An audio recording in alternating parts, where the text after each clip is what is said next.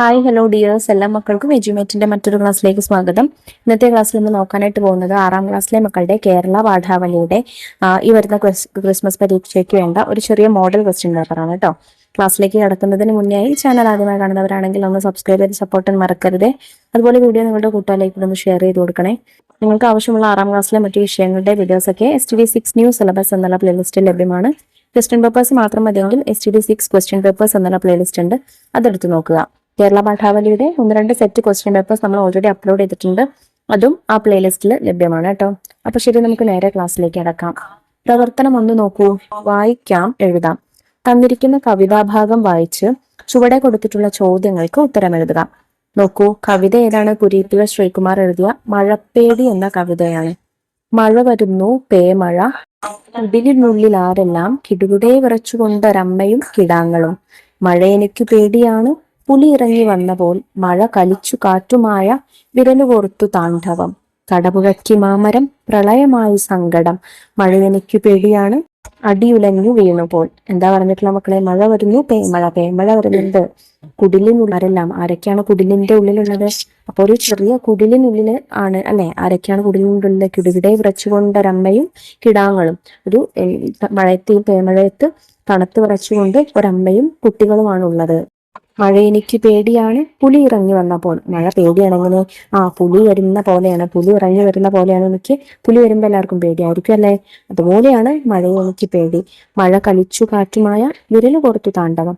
മഴ കളിപ്പിൽ വന്ന, ദേഷ്യത്തോട് വരുന്ന കാറ്റിനെ കാറ്റുമായിട്ട് കോർത്തു താണ്ഡവം. അതായത് ശക്തമായ കാറ്റും ശക്തമായ മഴയും പെയ്യും എന്നാണ് അർത്ഥം.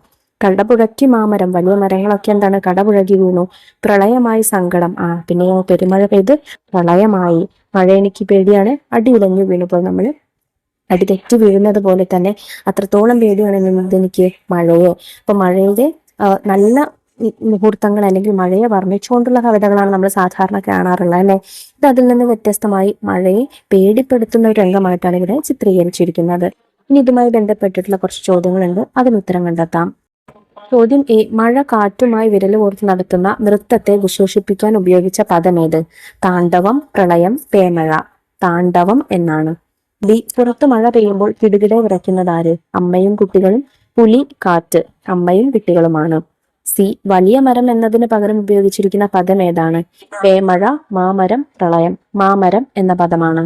ചോദ്യം ഡി. മഴയുടെ ഏതു ഭാവത്തെയാണ് ഇവിടെ കവി വർണ്ണിച്ചിരിക്കുന്നത്? സന്തോഷത്തെ, ഭീകരതയെ, ശാന്തതയെ? ഭീകരതയെ ആണ്. ചോദ്യം ഇ.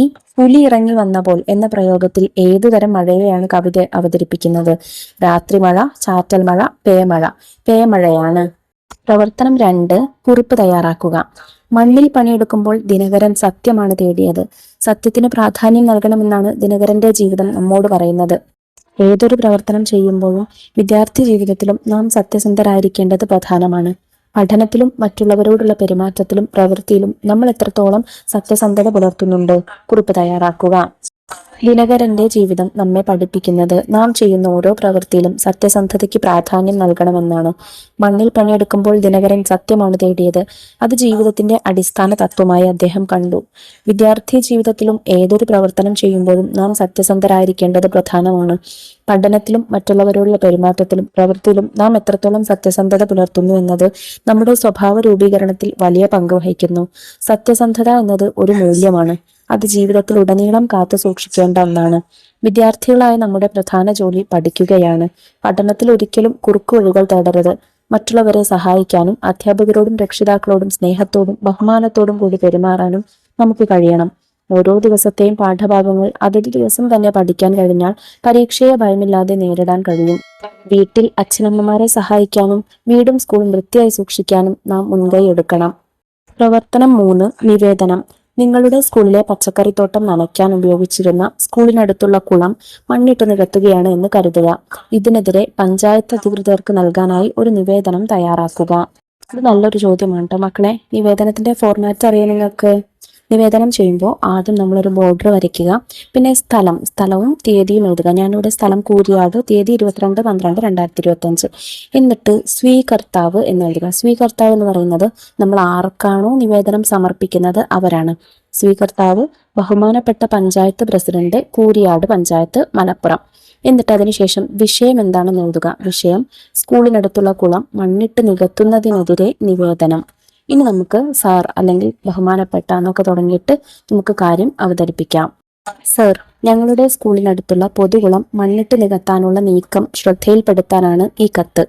ഈ കുളം വർഷങ്ങളായി സ്കൂളിലെ പച്ചക്കറിത്തോട്ടം നനയ്ക്കാൻ ഉപയോഗിക്കുന്ന പ്രധാന ജലസ്രോതസ്സാണ്.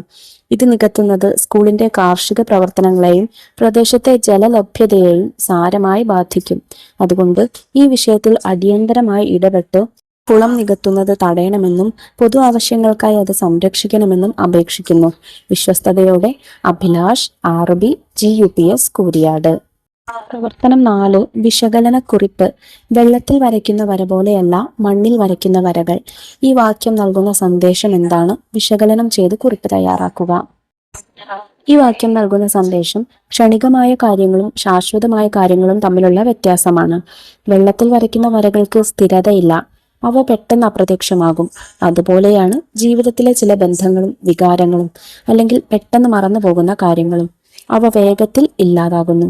എന്നാൽ മണ്ണിൽ വരയ്ക്കുന്ന വരകൾ കുറച്ചു കാലം നിലനിൽക്കും. വെള്ളത്തിൽ വരയ്ക്കുന്നതിനേക്കാൾ സ്ഥിരതയുണ്ട്, എന്നാൽ അവയും പിന്നീട് മാഞ്ഞു പോകാം. ചിലർക്ക് സ്നേഹം എന്നത് മണ്ണിൽ വരയ്ക്കുന്ന വര പോലെയാണെന്ന് പറയാറുണ്ട്. അത് എപ്പോൾ വേണമെങ്കിലും മായ്ച്ചു കളയാം. ചുരുക്കത്തിൽ ചില കാര്യങ്ങൾ വെള്ളത്തിലെ വര പോലെ ക്ഷണികമാണ്. എന്നാൽ ചില വികാരങ്ങളും ബന്ധങ്ങളും ഹൃദയം കൊണ്ട് ആഴത്തിൽ ഉണ്ടാകുന്നവയാണ്. അവ കൂടുതൽ കാലം നിലനിൽക്കും. പ്രവർത്തനം 5. ഡയറി കുറിപ്പ്. എത്ര ശ്രമിച്ചിട്ടും കുഞ്ഞിമാത്തോമ്മ വെള്ളത്തിൽ നിന്ന് കയറുന്നില്ല. അന്നേ ദിവസം ദിനകരൻ എഴുതുന്ന ഡയറി കുറിപ്പ് തയ്യാറാക്കുക. ഡയറി എഴുതുമ്പോൾ ഫോർമാറ്റ് അറിയാലോ. ഒരു ബോർഡർ വരയ്ക്കുക. തീയതിയും ദിവസവും എഴുതണം. 22/12/2025 ചൊവ്വ. അരയ്ക്കൊപ്പം വെള്ളത്തിലിറങ്ങിയിരിക്കുന്ന കുഞ്ഞിമാത്തോമ്മയെ കരകയറ്റാൻ ഞാൻ ഇന്ന് ഒത്തിരി ശ്രമിച്ചു. പക്ഷേ എനിക്ക് കഴിഞ്ഞില്ല. അവളുടെ സങ്കടം എനിക്ക് മനസ്സിലാകും. അവൾക്ക് ജലത്തിനോടുള്ള ആത്മബന്ധം അത്ര വലുതാണ്. കായലാൽ ചുറ്റപ്പെട്ട ദേശത്ത് ജനിച്ചു വളർന്നവർക്ക് വെള്ളമില്ലാതെ, വേലിയേറ്റമില്ലാതെ ഒരു ജീവിതമില്ല. എത്ര ഏറ്റിറക്കങ്ങൾ കണ്ടുകഴിഞ്ഞു. വികസനത്തിന്റെ പേരിൽ കൃഷിയും മത്സ്യസമ്പത്തും നിറഞ്ഞ ഈ പ്രദേശം കുപ്പത്തൊട്ടിയാക്കി മാറ്റുകയാണ്. കുഞ്ഞിമാത്തോമ്മയോടൊപ്പം പ്രതിഷേധവുമായി ഞാനും നാളെ ഇറങ്ങും. എനിക്ക് എന്റെ നാട് കക്കകളും മീനുകളും ഞണ്ടുകളും ശലഭങ്ങളും ഇഴജന്തുക്കളും എല്ലാമുള്ള നാടായി തന്നെ നിലനിർത്തണം. പുതിയ മാറ്റങ്ങളോടൊപ്പം ആ ഒഴുക്കിൽ നീന്താൻ ഞങ്ങൾക്കാവില്ല. ഇവിടെ ഈ മണ്ണിൽ കൃഷി ചെയ്തും മീൻ പിടിച്ചും കക്കവാരിയുമൊക്കെ ഞങ്ങൾക്ക് സമാധാനമായി ജീവിക്കണം. പ്രവർത്തനം 6. ലഘു ഉപന്യാസം. കാലാവസ്ഥയിൽ വലിയ മാറ്റമാണ് അടുത്ത കാലത്തായി കാണപ്പെടുന്നത്. കാലം തെറ്റിയെത്തുന്ന മഴക്കാലവും അസഹനീയമായ ചൂടും ജീവിതം ദുസ്സഹമാക്കുന്നു. പ്രകൃതിയിൽ മനുഷ്യൻ നടത്തുന്ന ഇടപെടലുകളാണ് ഇതിന് കാരണം. പ്രകൃതിക്ക് മേലുള്ള മനുഷ്യന്റെ ഇടപെടലുകൾ എന്ന വിഷയത്തിൽ ലഘു ഉപന്യാസം തയ്യാറാക്കുക. പ്രകൃതിയും മനുഷ്യനും തമ്മിൽ അഭേദ്യമായ ബന്ധമുണ്ട്. എന്നാൽ അടുത്ത കാലത്തായി കാലാവസ്ഥയിൽ വലിയ മാറ്റങ്ങളാണ് കാണപ്പെടുന്നത്. കാലം തെറ്റിയെത്തുന്ന മഴക്കാലവും അസഹനീയമായ ചൂടും നമ്മുടെ ജീവിതം ദുസ്സഹമാക്കുന്നു.